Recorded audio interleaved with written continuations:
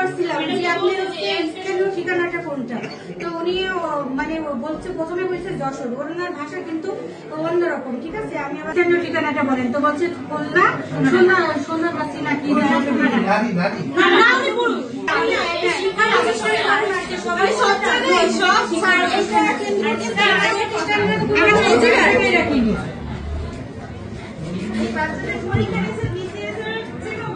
Sir, এটা কিন্তু আমাদের এই জায়গায়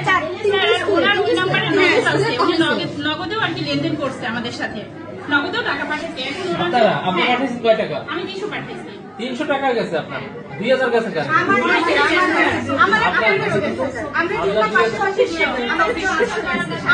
তোমার 2000, তুমি নিজে তো 2500।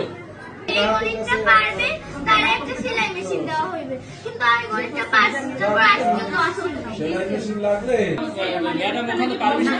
হ্যাঁ ম্যাম, পারমিশন দিছে, এমনকি দারোয়ানকে 1200 টাকাও দেওয়া হইবে। কাকে 1200 টাকা দিবে? এই যে গেট খুলে দেন ওই স্কুলের দারোয়ান, তাকে 1200 টাকাও দেওয়া হইবে। আচ্ছা, এটা কোন স্কুলে বসে ট্রেনিং দিচ্ছেন? ট্রেনিং দিছে বাউফল মডেল মাধ্যমিক বিদ্যালয়।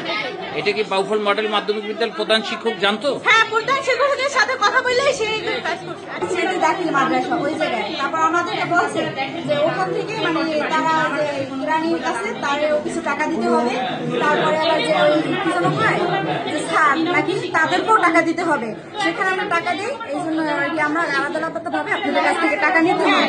আচ্ছা, আপনারা যে এই টাকা দেওয়ার পরে যিনি ট্রেনিং এর ব্যবস্থা করলেন, এখন যে তাকে পাচ্ছেন না, এই বিষয়ে কি আপনি হেড টিচারের সাথে কথা হ্যাঁ, বলছেন? বলা হয়েছে, সে বলছে যে সে কি বলছে? সে বলছে আমি জানি না।